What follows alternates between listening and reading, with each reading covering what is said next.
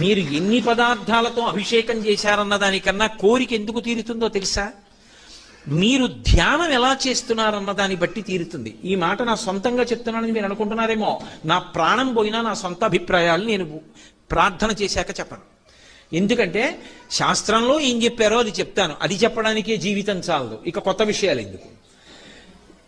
ఆపాతాళ నభస్థలంత భవన బ్రహ్మాండమా విస్ఫుర జ్యోతిస్ఫాటికలింగమౌళి విలసత్పూర్ణేందువంతామృతై అస్తోకప్లుతమేకమీశమదిశం రుద్రాను వాకాన్ జపం ధ్యాయేత్ ఈప్సిత సిద్ధయే ధ్రువపదం విప్రోభిషించేచ్చివం.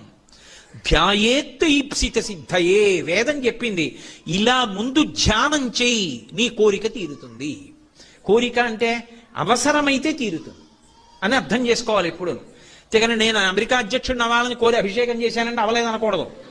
ఆ కోరిక తీరితే నాకు అభ్యున్నతి కలుగుతుందంటే ఈశ్వరుడు